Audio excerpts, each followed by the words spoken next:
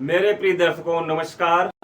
मेरे प्रिय दर्शकों, मैं ईश्वर से दुआ करता हूं कि आप लोग जहां भी होंगे इस गर्मी के माहौल में स्वस्थ होंगे, मस्त होंगे और अपने कामों में व्यस्त होंगे और टाइम मिलने पर मेरी वीडियो जरूर देखते होंगे। इसलिए मैं आज आप लोगों को ऐसी बात बताने जा रहा हूं जो सुना तो आप लोगों ने भी होगा लेकिन यकीन नहीं होगा, लेकिन मेरी वीडियो देखने के बाद आप लोगों को यकीन हो जाए। और वीडियो शुरू करने से पहले मैं आप सभी लोगों को बता दूं कि अगर मेरी वीडियो अच्छी लगे तो इसे शेयर कीजिएगा और चैनल पर नए हैं तो चैनल को सब्सक्राइब कीजिएगा। जितना ज़्यादा हो सके हमारा सपोर्ट कीजिएगा, क्योंकि मैं जो भी वीडियो बनाता हूं, मैं जो भी वीडियो लेकर आता हूं, मेरा सिर्फ एक ही उद्देश्य है, इस समाज का परिवर्तन, इस समाज की जो भी बुराइयां हैं उनको दूर करना और अंधेरे की तरफ से समाज को उजाले की तरफ लाना। तो साथियों, मेरी हर वीडियो कहीं ना कहीं परिवर्तनकारी है, परिवर्तन लाना चाहती है। ठीक उसी तरह से मेरी एक ये वीडियो है, आप लोग जरा से सुनिएगा, लास्ट तक देखिएगा। साथियों, आप लोग भी सुने होंगे और मैं भी सुनता हूँ 2014 से, यानी जब तक हमारे भाजपा की सरकार बनी है, हमारे प्रधानमंत्री नरेंद्र मोदी जी विराजमान हुए हैं प्रधानमंत्री कुर्सी पर, तब से मैं सुनता आ रहा हूँ कि हमारे प्रधानमंत्री जी का सीना जो है यानी छाती जो है 56 इंच की। लेकिन मैंने कभी इस पर गौर नहीं किया था, बहुत से लोग इस पर गौर नहीं करते हैं। तो जो लोग गौर नहीं करते वो लोग इस बात को सुन लें कि वाकई में हमारे प्रधानमंत्री जी की जो छाती है वो 56 इंच की है। आप लोगों को यकीन नहीं आता होगा, मैं इतने यकीन से क्यों कह रहा हूँ। वीडियो लास्ट तक देखिएगा, मैं आप लोगों को बता रहा हूँ। दोस्तों, सोशल मीडिया पर हमारे बहुत से सोशल कार्यकर्ता हैं जो अपने वीडियो के माध्यम से समाज को जगाने का, मन बहलाने का, यानी हर प्रकार का काम करते हैं।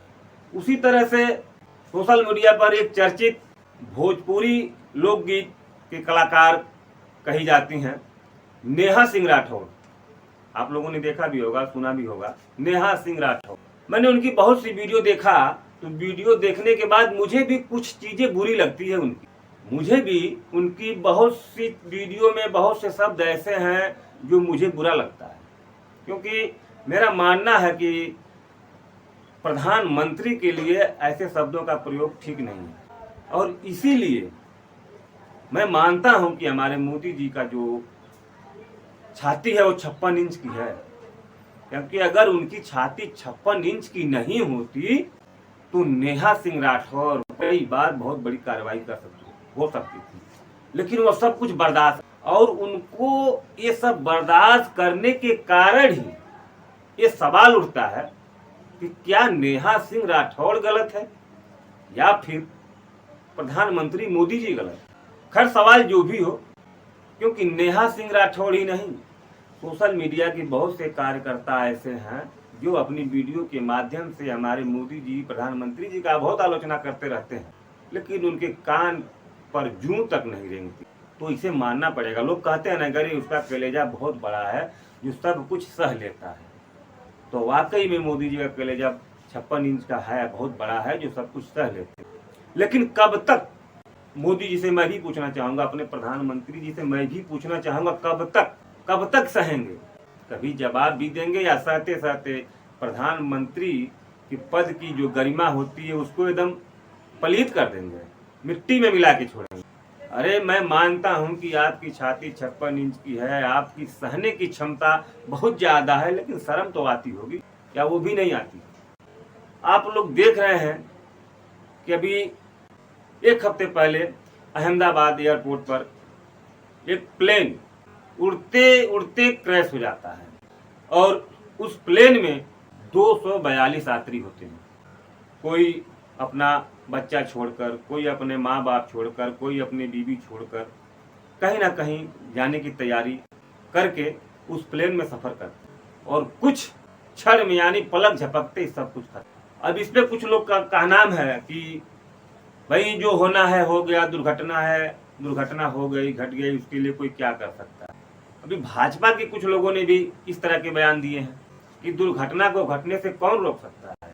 मैं इस बात से सहमत हूं कि दुर्घटना घटने से कोई नहीं रोक सकता, लेकिन जिस देश में ऐसे ऐसे बाबा हों, ऐसे ऐसे आचार्य हों, ऐसे ऐसे ज्योतिषी बैठे हों कि आपका हाथ देखकर, आपका लीलार देखकर, आपके नाम की पर्ची लिखकर आपका भविष्य बता देती हूँ। ऐसे देश में ऐसी घटना क्या सवाल खड़ा नहीं करती? बहुत बड़ा सवाल करती है। जबकि उन बाबाओं के, उन ज्योतिषों के हमारे प्रधानमंत्री सच्चे दिल से अनुयायी हैं, उनके चरणों में नतमस्तक होते हैं। तो सवाल बनता है। मैं तो यहाँ तक कहूँगा कि मोदी जी को चाहिए, वैसे भी वो राम राज्य लाना चाहते हैं, प्रधानमंत्री जी हमारे भारत में राम राज्य लाना चाहते हैं। तो राम राज्य में या किसी भी राज्य में एक व्यवस्था थी, राजगुरु रखा जाते थे। हर राजा के पास एक राजगुरु हुआ करते, जो राज्य के हर अच्छाई बुराई, आने वाली या बीतने वाली हर चीज पर हमेशा स्मरण करते थे और राजा को अवगत कराते थे, जिससे राजा के राज्य में कोई भी अनहोनी होने से राजा बचा सके अपने प्रजा को।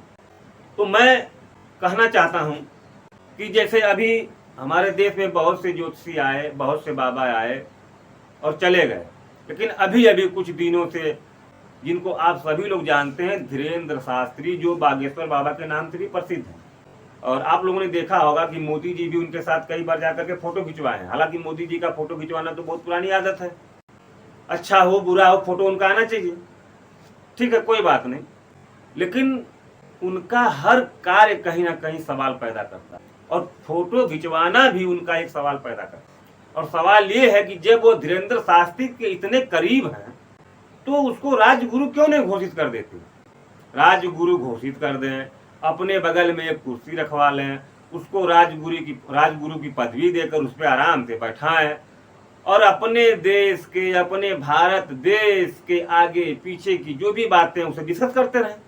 क्या अच्छा है क्या बुरा है वो अपने आप पता सब कुछ बताते रहेंगे, ये बैठे बैठे करते रहेंगे। अभी जो कहते हैं ना 24 घंटा काम करते हैं मोदी जी, मुझे लगता है कि उनको फिर 1 घंटा काम करने की कोई जरूरत नहीं पड़ेगी, उनको आराम भी मिल जाएगा।